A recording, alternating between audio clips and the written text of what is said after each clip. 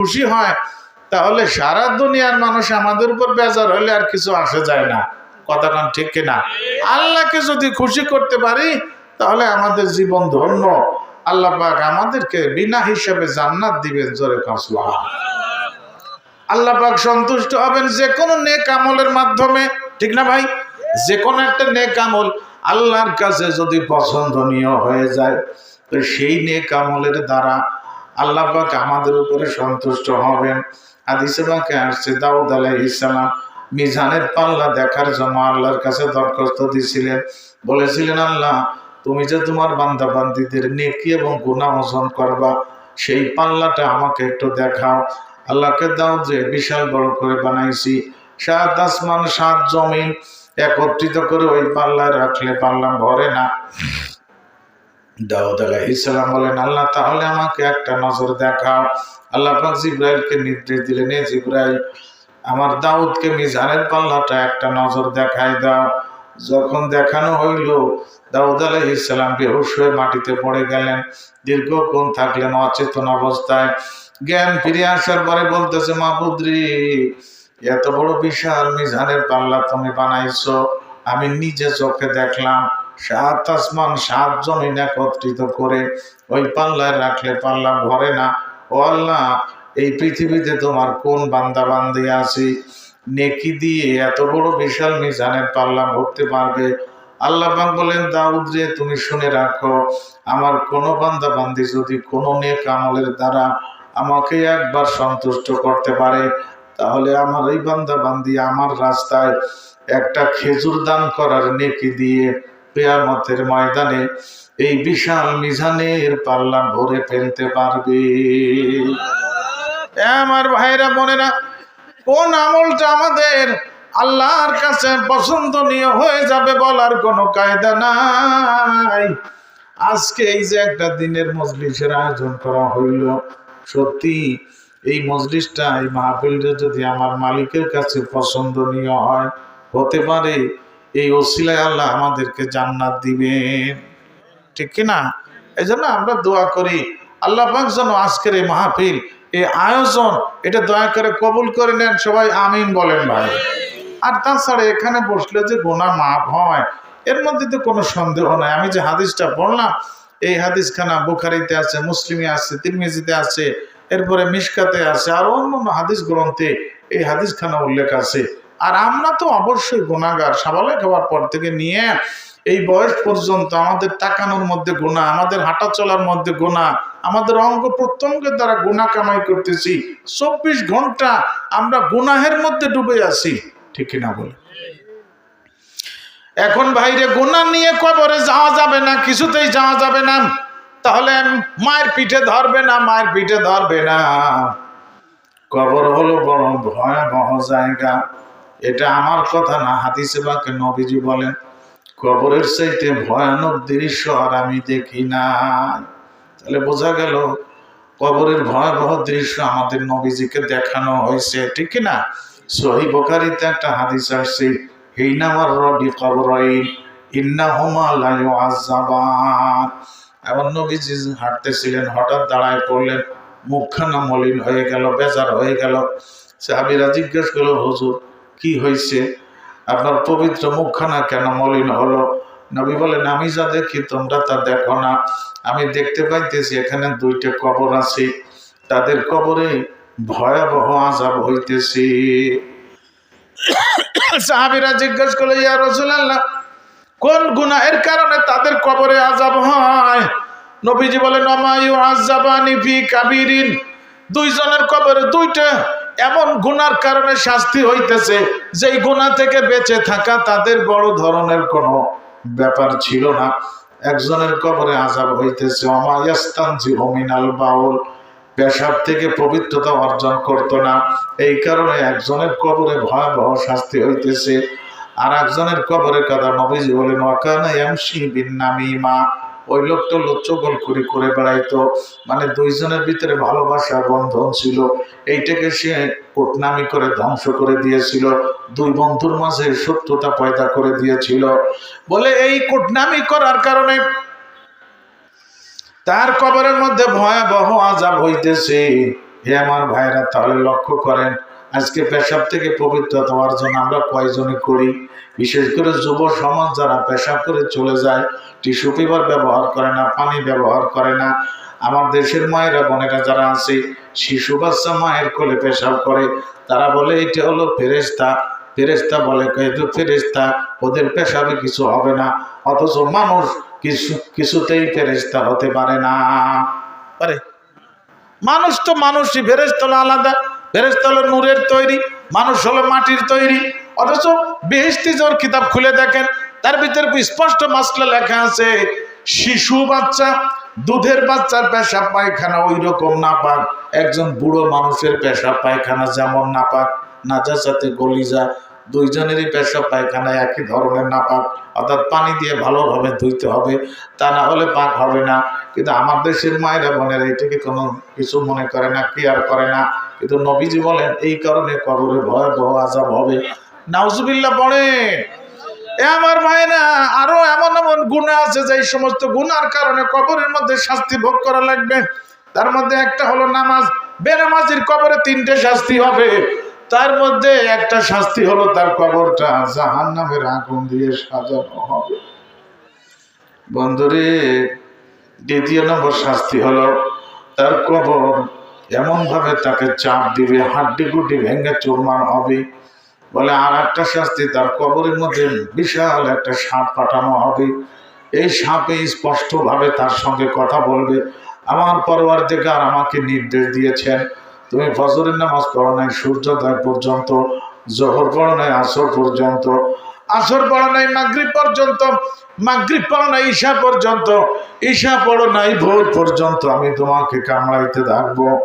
কিতাবে লেখা, হাদিসে লেখা, এই সাপে যখন তাকে একবার দংশন করবে, ঠোক দিবে, ওই লোকটা 70 হাত মাটির নিচে ঢুকে যাবে। এই ধরনের শাস্তি কিয়ামত পর্যন্ত হইতে থাকবে। এ আমার ছোট ভাই, আমার ছোট বোন, তোমরা কি পারবা নাকি এত বড় ভয়ানক আযাব সহ্য করার জন্য? খবরদার, এখনই তওবা করো, এখনই তওবা করো, গুনাহের থেকে তওবা করো।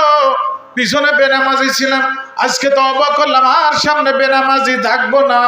কোন সময় যে কার ডাক আইসে যায় বলার কোনো কায়দা নাই। মনে মনে একটা কল্পনা করে রাখছি, আমরা বুড়োকালে যে নামাজ পড়বো, বৃদ্ধকালে নামাজ ধরবো, ওই সময় মুখে দাড়ি রাখবো, ওই সময় জামাতে যাবো, ওই সময় ভালো কাজ করবো, এইরকম একটা স্বপ্ন লালন করতেছি।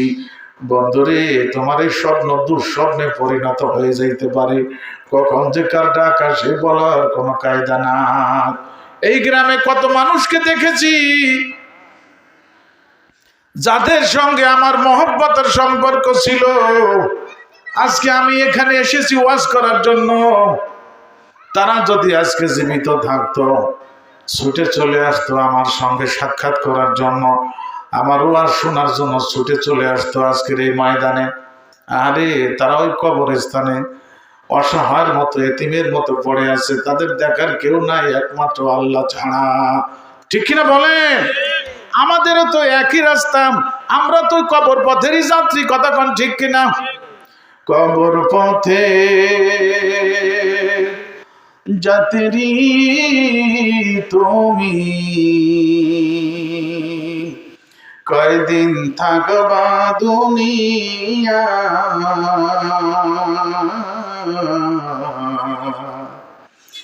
আজরাইল তো তোমার পিছে ঘুরছে সর্বদা।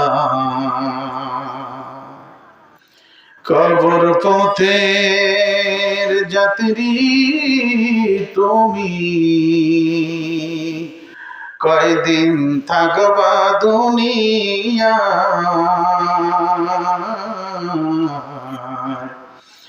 আজরাইল তো তোমার পিছে ঘুরছে সর্বদা। কবর যে এক কঠিন মাকাম,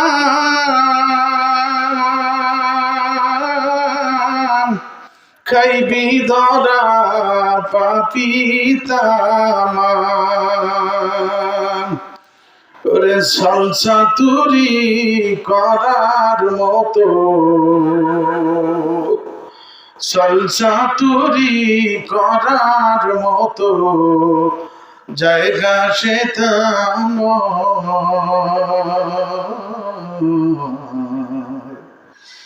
আজরাইল তো তোমার পিছে ঘুরছে সর্বদা,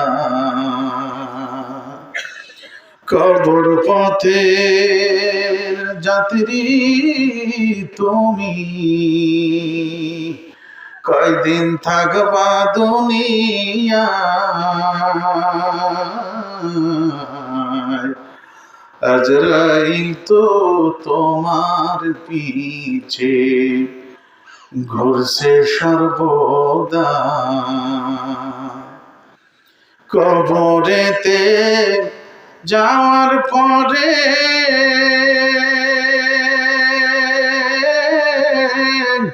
ধনী গরিব সবার তরে, কবরেতে যাওয়ার পরে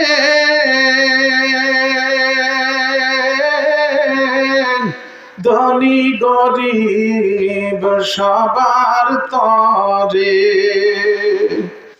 নিষ্ঠুর নির্দয় হইবে সেদিন, নিষ্ঠুর নির্দয় হইবে সেদিন, যদি আমল নাহি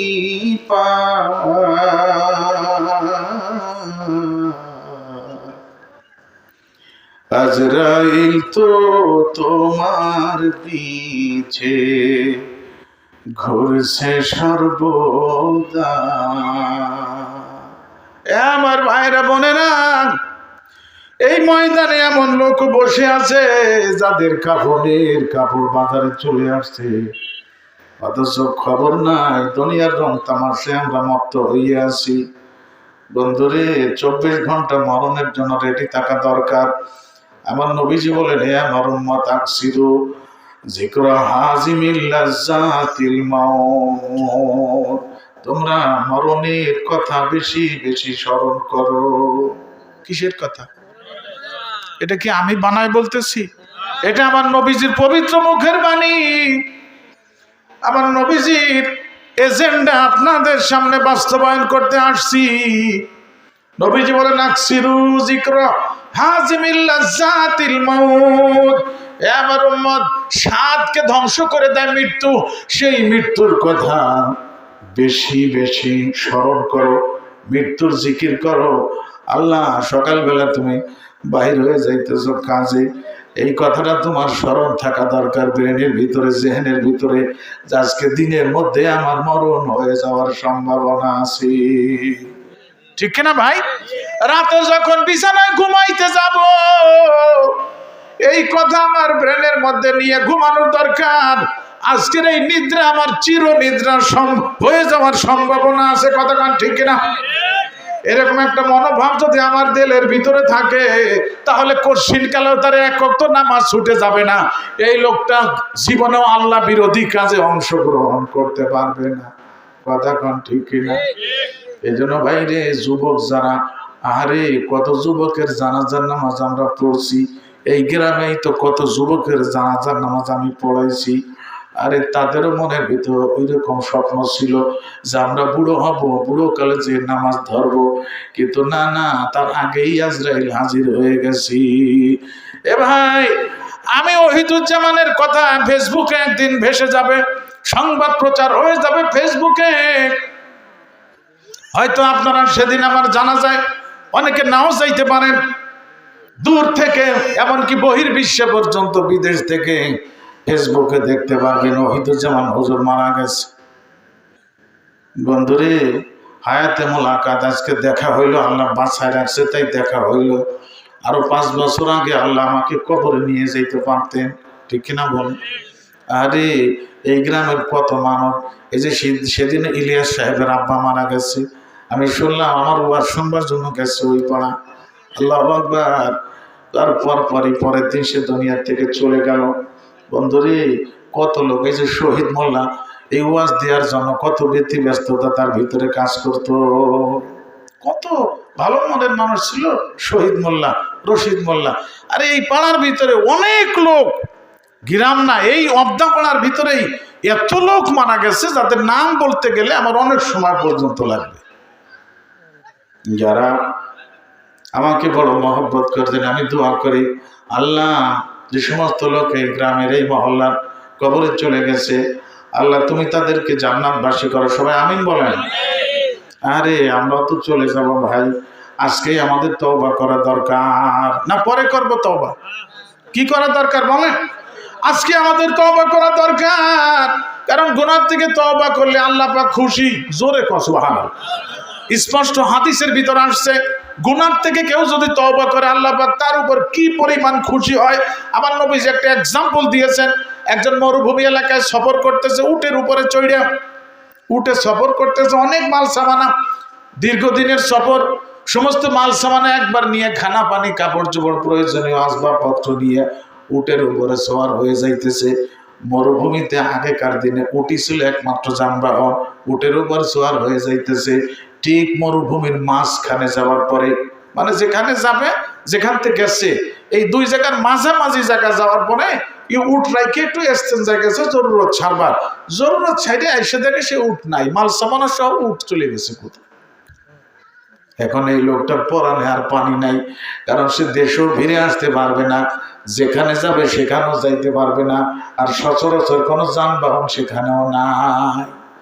এখন এই লোকটা নিঃসন্দেহে মারা যাবে এই নিয়ত করে শুয়ে রয়েছে, আল্লাহ আমি আর মরে যাবো, আমার আর বাঁচার কোনো পথ নাই। কয়দিন যে কিছু খাইয়ে বাঁচবো, খাবার পানি আমার কাছে নাই, উটের উপর ছিল, সে তো উঠ চলে গেছে খাবার পানি সহ। লোকটা জীবন থেকে না উম্মেদ হয়ে গেছে, নিরাশ হয়ে শুয়ে পড়ছে। আমি তো মরেই যাবো, এই মরা শোয়া অবস্থায় আল্লাহ আমারে নিয়ে যাক। চোখ বন্ধ করে শুয়ে রয়েছে। কিছুক্ষণ পরে চোখ খুলে তাকাইছে, তাকায় দেখে তার সেই উটটা সমস্ত মাল সামানা খাদ্য সামগ্রী নিয়ে তার সামনে দাঁড়াইয়াছে। এটা দেখার পরে ওই লোকটা কি পরিমাণ খুশি হয়েছে বলেন দেখি। তাড়াতাড়ি উঠে দাঁড়াইছে, উটের গলা জড়াই ধইরা আল্লাহর প্রশংসা করে বলতেছে, আল্লাহ তোমার প্রশংসা করি, ও আল্লাহ তুমি আমার গোলাম, আমি তোমার মালিক। কথা বলেন, এটা তো হাদিসের কথা। মানুষ অতিরিক্ত খুশি হইলে অনেক সময় ভাষা পর্যন্ত পাল্টে যায়। কবে একটা কয়ে ফেলাইছে আর একটা, দিল তো ঠিক আছে, মুখে ভাষা পরিবর্তন হয়ে গেছে। বলতেছে আল্লাহ তুমি আমার গোলাম, আমি তোমার মালিক। মানে অতিরিক্ত খুশি হবার কারণে সে বলবে আল্লাহ আমি তোমার গোলাম, তুমি আমার মালিক। এই কথা বলবে, কিন্তু ভাষা উল্টে গেছে। হাদিসে পাকের নবীজি বলেন, ওই লোকটা উট পাওয়ার পরে যেমন খুশি হয়েছে, একজন গুনাহগার বান্দা বান্দি সে যখন গুনাহ থেকে আল্লাহর দরবারে এসে তওবা করে, আল্লাহ পাক ওই লোকটার চাইতে বেশি খুশি হয়ে যায়। এটা হাদিসের কথা।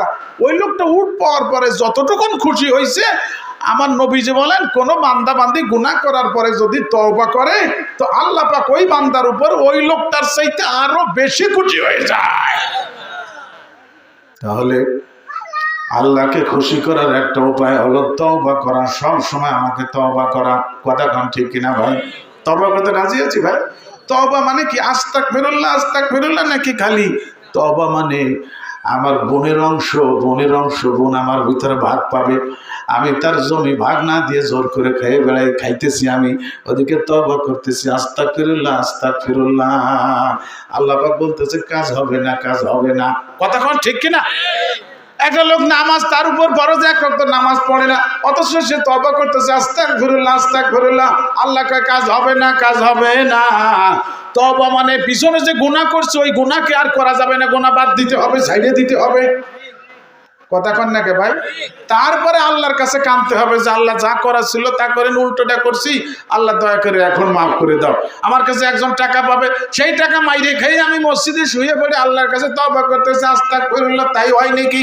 তার পাওনা টাকাটা আগে ফেরত দিয়ে এরপরে আল্লাহর কাছে মাফ চাবো, আল্লাহ আমি ভুল করছি, ওই লোকটাকে অনেকদিন ঘুরাইছি, আমি একজনের মনে কষ্ট দিছি, আরে তার হাতে পায়ে ধরে মাপ চেয়ে নিতে হবে, ভাই আপনার মনে কষ্ট দিয়েছি, আমার আল্লাহর রাস্তে মাফ করে, এরপরে আল্লাহর কাছে তাকে মাপ চাইতে হবে। ঠিক কিনা বলে? আমাদের আমির সাহেব এই যে বুরহান ভাইয়ের আব্বা আমাদের আমির সাহেব, তার একটা কথা আমার ভালো মনে আছে। আমাদের আগে এক ইমাম সাহেব ছিলেন, তার সাথে মনে হয় কোনো কারণে কথা একটু কাটাকাটি হয়েছে। রাত 12টার সময় সে আমির সাহেব যে হুজুরে ডাইহে উঠেছে, রাত 12টার সময় ডাইহে উঠিয়ে কি ডাকয় আমি কি মনে করি এত রাত্রে, সে ইমাম সাহেবের হাত জড়ায় ধরছে, কয় হুজুর আমার আল্লাহর রাস্তে মাফ করে দেন। কয় বুঝলাম না কিসের জন্য মাফ করবো? কয় যে আজকের দিনে আপনার সাথে একটু কথা কাটাকাটি হয়েছিল, তা আমি আমার ঘুম আসতেছিল না, যে এই রাতে যদি আমি মারা যাই, আপনি একজন নায়েবে রাসূল আলেম মানুষ, আপনার সাথে কথা কাটাকাটি করছে, আমার বিয়াদবি হয়েছে, আমি যদি এই অবস্থায় মরে যাই তাহলে তো আমি জাহান্নামে চলে যাবো, এই জন্য আমার ঘুম আসতেছিল না, তাই আমি রাতে উঠে চলে এসেছি আপনার কাছে মাফ চাওয়ার জন্য। ওরে আল্লাহ, এই খবরটা আমার কাছে আছে, আপনাদের কাছে হয়তো অনেকে জানেন না। বন্ধুরে, আমি আমার কথার দ্বারা, ব্যবহারের দ্বারা আমি অন্যায়ভাবে একজনকে মারছি, গালি দিয়েছি, কষ্ট দিয়েছি। আমার রসুল বলেন হায়াত থাকতে তাড়াতাড়ি এটা পূরণ করো, ঘাটতি পূরণ করো হায়াত থাকতে। হায়াত ফুরিয়ে গেলে আর তোমার মাফ চাওয়ার সুযোগ থাকবে না। ওই লোকটা যদি তোমারে মাফ না করে, আল্লাহ তোমারে মাফ করবে না। কথা কোন ঠিক কিনা? এই জন্য আমি যাকে কষ্ট দিয়েছি, ব্যথা দিয়েছি, এখনই তার হাতে পায়ে ধরে মাপ চেয়ে নিব। যার হক নষ্ট করছি, হক আদায় করে এরপরে আল্লাহর কাছে মাপ চাবো, তাহলে আল্লাহ মাফ করবে, ঠিক না ভাই? তাহলে তওবা করব, তওবার একটা নিয়ম কানুন তো আছে। কথা কন না কে? আগেকার দিনে আমাদের দেশে পানির জন্য একটা ব্যবস্থা ছিল, ওটার ইন্দারা বলা হইতো। এখনকার ছেলেপেলেরা ইন্দারা চেনবে না, কিন্তু আমরা ইন্দারের পানি বালতিতে উঠে খাইছি, গোসল করছি, আগে ওইটাই ছিল। এখন তো টিউবওয়েল, আগে টিউবওয়েল ছিল না, ইন্দারা ছিল পানি খাওয়ার একমাত্র মাধ্যম। তো বেশতি জোরে একটা মাসলা লেখা আছে, কোনো ইন্দারার মধ্যে যদি বিড়াল পড়ে যায়, বিলেই পড়ে মারা যায়, তাহলে 80 বালতি পানি ফেলাইতে হবে, যদি ফুলে ফেটে না যায়। 80 বালতি পানি, মানে বিলা খালি পড়ছে, তাতে 80 বালতি পানি ফেলাই দিলে ওই ইন্দারার পানি পবিত্র হবে, পাক হবে। তাই ইমাম সাহেবের কাছে মশলা শুনে উনি যে সে 100 বালতি পানি ফেলাইছে, কিন্তু বিলেই ফেলাই নাই। কথা কন না কে? পানি 100 বালতি ফেলাই দিয়েছি ইন্দারার থেকে, হুজুর কইছে 80 বালতি ফেলাবার, উনি আরো 20 বালতি বেশি ফেলাইছে, কিন্তু বিলেই ফেলাই নাই। পানি পাক হয়ে গেছে না? পাক হবে নাকি?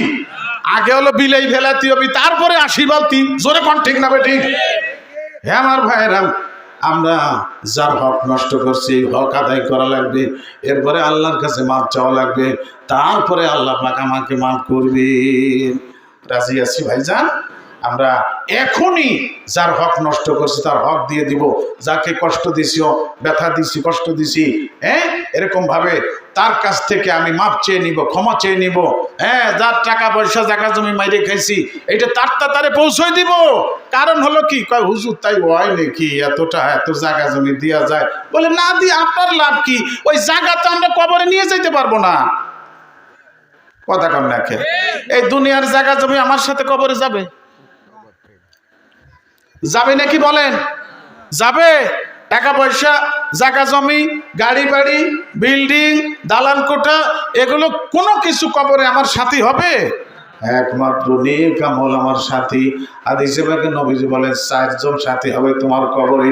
একজন সাথী হবে আল্লাহর কোরআন। কোরআনের সূরা যদি তুমি পড়তে পারো, দিলে জায়গা দিতে পারো, এটা কবরে তোমার মাথার কাছে সাথী হবে। দ্বিতীয় নম্বর হলো নামাজ পড়ছো 5 ওয়াক্ত, এই নামাজ তোমার বন্ধু হবে কবরের ডান পাশে। তৃতীয় নম্বর হলো এই যে রমজান মাস চলে আসছে, রমজানের মাসের রোজা তুমি রাখছো, রমজানের রোজা কবরে বাম পাশে দাঁড়ায় তোমাকে পাহারাদারি করবে। আর অন্যান্য যত নেক আমল করছো সেইগুলো তোমার পায়ের কাছে দাঁড়াইয়া তোমাকে পাহারাদারি করবে। ঠিক কিনা বলে? এইগুলো আমার সাথী হবে কবরের মধ্যে, আমার বন্ধু হবে। এইগুলোকে আমরা সাথে করে কবরে নিয়ে যাইতে পারবো। তাছাড়া দুনিয়ার টাকা পয়সা, বাড়ি গাড়ি, জায়গা জমি, এত সুন্দর বিল্ডিং, বাথরুমের ভিতরে এসি লাগাইছে, কথা কন, যত আরামায়েশের উপকরণই বলেন না কেন, এ কিছুই আমি সাথে করে কবরে নিয়ে যাইতে পারবো? সুতরাং এর সাথে আমার প্রেমের সম্পর্ক, মহব্বতের সম্পর্ক করে কোনো লাভ নাই। মহব্বতের সম্পর্ক একমাত্র আল্লাহর সঙ্গে করা লাগবে, কারণ আল্লাহ ছাড়া দ্বিতীয় আমার কোনো বন্ধু নাই। আল্লাহকে রাজি খুশি করে যদি আমরা এখান থেকে যাইতে পারি, তাহলে আল্লাহ পাক আমাদের উপরে খুশি হবে। এই জন্য কোরআন শরীফে আল্লাহ পাক বলেন, কুল ইয়া ইবাদিয়াল্লাযিনা আসরাফু আলা আনফুসিহিম লা তাকনাতু মির রাহমাতিল্লাহ ইন্নাল্লাহা ইয়াগফিরুয যুনুবা জামিআ ইন্নাহু হুয়াল গফুরুর রহিম। আল্লাহ পাক বলেন, এ আমার হাবিব আপনি বলে দেন, আপনার উম্মতদেরকে বলে দেন, তোমরা যারা গুনাহ করতে করতে নিজের নফসের উপরে, আত্মার উপরে অনেক জুলুম করেছো, অত্যাচার করেছো, তোমরা ফিরে আসো, তওবা করো, আমার রহমতের আশা করো, আমি তোমার পিছনের জীবনের সব গুনাহ খাতা মাফ করে দিব। ওয়াহাশী যে পাপ করছিল, আমার নবীজির চাচা হামজা রাদিয়াল্লাহু তাআলা আনহুকে উহুদের যুদ্ধে হত্যা করে তার নাক কান কাইটে সুতোয় গাইতে মালা বানাইয়ে গলায় পড়ছিল ওয়াহাশী। নবীজি সন্ধ্যার সময় যখন দেখলেন তার চাচা জানের লাশ, যে তার নাক কান কাইটে সুতোয় বইরে এরকম ভাবে নাক কান কাটছে, লাশের উপরে নির্মম অত্যাচার, নবীজি হাওমা করে কান্নায় ভেঙে পড়লেন উহুদের ময়দানে। জিজ্ঞেস করলেন, এই কাজ কে করছে? আমার চাচা জানের নাক কাটছে, কান কাটছে কে? কয় ওয়াহাশী। নবীজি ওয়াহাশীর কথা মনে রাখলেন। মক্কা যেদিন বিজয় হলো, নবী ঘোষণা দিলেন 17 জনের কোনো ক্ষমা নাই, সমগ্র আরব দেশের মানুষকে আমি মাফ করে দিলাম, কিন্তু 11 জন পুরুষ আর 6 জন নারী, এই 17 জনের কোনো ক্ষমা নাই, দেখা মাত্র বলি। সাহাবীদেরকে অর্ডার দিলেন, যেখানে এই 17 জনকে পাবা সেখানে এদেরকে হত্যা করে দেবা, এদের কোনো ক্ষমা নাই। এরা হলো ইসলামের জঘন্যতম শত্রু। তার মধ্যে একজনের নাম বলছিলেন নবীজি ওয়াহাশী। ওয়াহাশীকে যেখানে বাবা খুন করবা, ওর কোনো ক্ষমা নাই। এই সংবাদ ওয়াহাশী পাওয়ার পরে পলায় চলে গেল তায়েফে। তায়েফ হলো সীমান্ত এলাকা, ওইখান দিয়ে চলে যাবে ইয়ামেনে, পলায় চলে যাবে। ওখানে যে খবর পাইল সাহাবীরা সীমান্ত এলাকায় পৌঁছে গেছে আসামিদের ধরার জন্য। এখন কয় মরছি রে, সীমান্ত দিয়ে যাবো পলাইয়ে, সে কায়দা বলে নাই। দেখেন নাই যে আমাকে ইনুস কাকা এটা শুরু করছে, কি একটা অপারেশন শুরু করছে না, ডেভিল হান্ট, শয়তান দমন, একটা অভিযান শুরু করছে। অনেক শয়তানরা পলাই যাবার চাইতেছে, তাও এখন বলে যাওয়ার পারতেছে না, ফটাফট ধরা পড়ে যাইতেছে। কথা কন না কে আমার ভাইয়েরা? আরে এখনো চিন্তা করে বাঁচার পথ কি, এখন কি করি। ওনার স্ত্রী বেগম সাথে ছিল।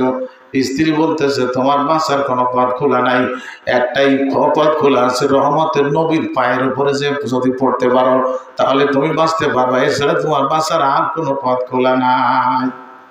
এবার অস্বীকার দিলে আমি নবীর পায়ে যে পড়বো, তার কাছে মাপ চাবো, কিন্তু যাবে কিভাবে? পথে সাহাবীরে ধরে বেড়ালি তোরে 12টা বাজাই দিবে, আসবে কিভাবে? এখন আসার তো কোনো পথ পায় না। পরে দেখে ওই এলাকা থেকে একটা জামাত আসতেছে, যারা ইসলাম গ্রহণ করবে। সে ওই জামাতের ভিতরে ঢুকে গেল, ছদ্মবেশে আসছে মদিনায়। নবীজি বলেন, ওই তায়েফ থেকে, ওই এলাকা থেকে যে জামাত আসছে তারা আমার সামনে আসো। নবীজির সামনে ওই জামাত আসলো। নবীজি একজনকে কালেমা পড়াইতেছে, এর ভিতরে দেখে সামনে ওয়াহাশী আইসা হাজির।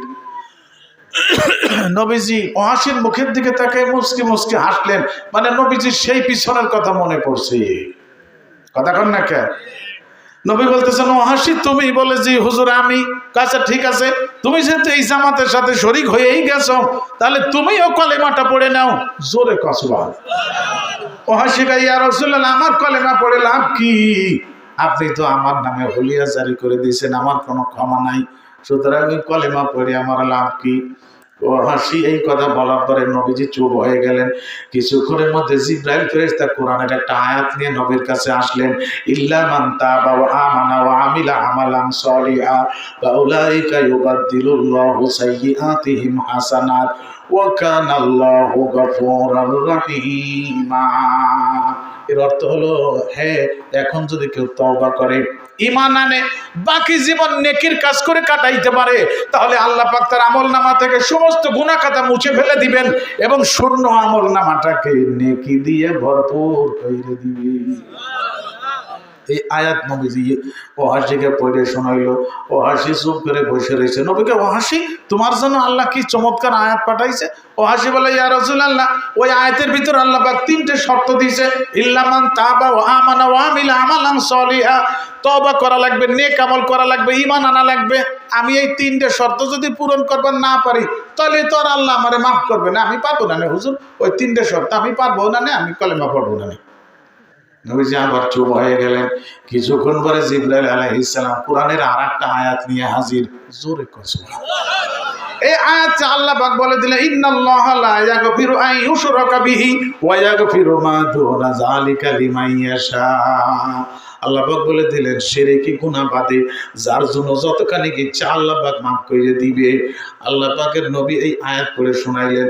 ও হাসি বলতেছে ইয়া রাসূলুল্লাহ, এই আয়াতে আল্লাহ পাক বলছে শিরকি গুনাহ যারা করবে তাদের ক্ষমা নাই। আমি অনেক শিরকি গুনাহ করছি, আমার কলেমা আমি পড়বো না হুজুর। নবীজি চুপ হয়ে গেলেন। এরপরে জিবরাইল ফেরেশতা কোরআনের আরেকটা আয়াত নিয়ে হাজির হলেন। কুল ইয়া ইবাদিয়াল্লাযিনা আসরাফু আলা আনফুসিহিম লা তাকনাতু মির রাহমাতিল্লাহ। আল্লাহ পাক বলে দিলেন, এ আমার ওই সমস্ত বান্দা বান্দীরা যারা তাদের জীবনে গুনাহ করতে করতে করতে করতে নফসের উপরে অনেক জুলুম করেছো, অত্যাচার করেছো, তোমরা আমার রহমত থেকে নিরাশ হয়ে যাইও না, তোমরা ফিরে আসো, ফিরে আসো, খাঁটি তওবা করো, আমি তোমাদের পিছনের জীবনের সব গুনাহ খাতা মাফ করে দিব। এই আয়াত যখন আমার নবীজি ওয়াসিকে পড়ে শোনাইলো, ওয়াসি কয় ইয়া রাসূলুল্লাহ কি চমৎকার আয়াত আল্লাহ আমার জন্য পাঠাই দিয়েছে, আমার দেরি সহ্য হয় না, এখনই আমাকে কলেমা পড়ায় দেন। জোরে কর সুবহানাল্লাহ। যে ওয়াসি ছিল একটু আগেও কাটটা কাফের, এখন সে হয়ে গেল নবীজির সাহাবী। ওরে আল্লাহ, এ ভাই আমরা যত বড় গুনাহগার হই না কেন, আমরা তো নবীর চাচাকে হত্যা করি নাই, কথা বলেন ঠিক কিনা? তাহলে কেন আমরা গুনাহ মাফ পাবো না? আমরা অবশ্যই ইনশাআল্লাহ গুনাহ মাফ লাভ করতে পারবো আল্লাহর পক্ষ থেকে, কিন্তু আমাদেরকে খাঁটি তওবা করতে হবে। হক্কানি একজন আলেমের কাছে যাইয়া আমাদেরকে খাঁটি তওবা কইরা একেবারে ধুয়ে মুছে পরিষ্কার হয়ে যাব, বেগুনা মাসুম হয়ে ইনশাআল্লাহ আমরা কবরে যাব। নিয়ত আছে নাকি ভাই? নিজে নিজে একা একা তো জানি না কিভাবে তওবা করব। এই জন্য একজন হক্কানি আলেম, নগরকান্দার হক্কানি আলেমের অভাব নাকি? দুইটা রত্ন, মুফতি আব্দুল গফফার সাহেব, মুফতি ইসমাতুল্লাহ সাহেব, মদিনাতুল উলুম 3 দিন ব্যাপী ইজতেমা শুরু হয়েছে। এদের কাছে যাইয়া যে হুজুর আমি তো কত বড় গুনাহ করছি, যে কোনো একজন আলেম আপনার পছন্দ হয়। সব আলেম আপনার পছন্দ না, কিন্তু একজন দুইজন আলেম তো আছে আপনার ভালো লাগে, আছে না? তো যেই আলেমকে আপনার কাছে ভালো লাগে, যার শ্রদ্ধা ভক্তি আপনি যাকে করেন, সেই আলেমের কাছেই বলেন আপনার হালাত যে হুজুর আমি তো এই সমস্ত গুনার জর্জরিত, এখন আমি তওবা করব, কিভাবে করব?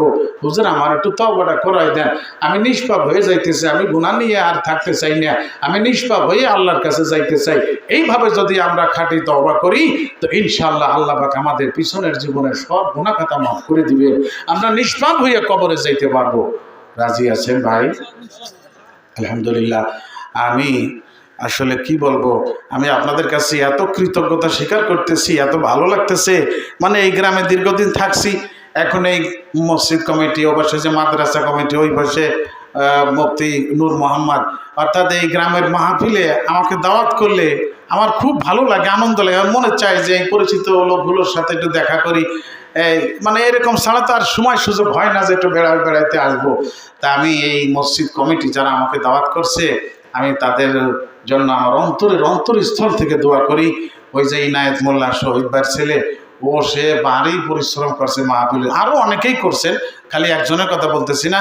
তো যারা মাহফিলের আয়োজন করছে, অংশগ্রহণ করছে, আল্লাহ আমাদের সবাইকে কিয়ামতের ময়দানে বিনা হিসেবে জান্নাত দিও, সবাই বলেন আমিন। আর যারা এই গ্রামবাসী এই পর্যন্ত মারা গেছে, আল্লাহ তাদেরকে জান্নাতবাসী করুন, সবাই বলুন আমিন। যারা অসুস্থ আছে, বিশেষ করে এই ময়দানেও বসে আছে আমাদের হাজী সাহেব, এরপরে আমার ভাই এই যে নজিবর ভাই, ওনারা একটু অসুস্থ, তার মধ্যেও এখানে চলে আসছে, আরও অনেকে অসুস্থ আছে। এছাড়াও আমাদের ভাই মিজান মোল্লা, শুনলাম যে উনি খুব ভীষণ অসুস্থ, অ্যাক্সিডেন্ট করছে। আমি তার জন্য আমার অন্তরস্থল থেকে দোয়া করি, আল্লাহ পাক যেন পরিপূর্ণ সুস্থতা দান করেন, সবাই বলুন আমিন। ওয়া আখিরু দাওয়ানা আনিল হামদুলিল্লাহি রাব্বিল আলামিন। আমার আবার একটু আর এক জায়গায় যাইতে হবে, তো এই জন্য আমি একটু আগে ভাগে সময় নিছি। মনে কি কষ্ট পাইছেন নাকি? আবার আমার জন্য দোয়া দিয়েন। আল্লাহ